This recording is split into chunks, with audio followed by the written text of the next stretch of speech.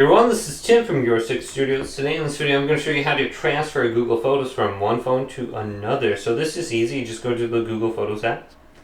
So here it is in my Google folder. And we simply just want to turn on backup. So let's go to our picture in the top right.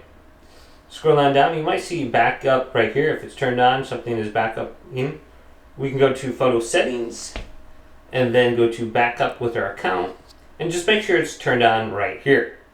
Now, anything in your phone gallery is going to back up to the Google account right here that's listed for Google Photos. So you can see all these wonderful pictures. I took this on a different phone, I believe. Now we can just go to our new phone and those pictures should be on there. So we can just go to this phone right here. Here's Google Photos and we can select it. And those pictures should be on here. Now this phone, I need to do the same thing to back everything up to Google Photos. So let's go to, backup is turned off right here. We can just go to turn on backup. Now any picture I take on here is going to back up to that phone as well. So once you have that selected, you can just wait, depending on how much time you have, 2 hours and 30 minutes to back up everything. So it's a little bit slow for some reason.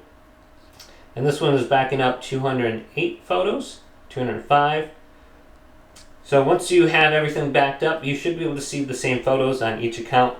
Now you only have so much storage space on here, so it says 15 gigabytes.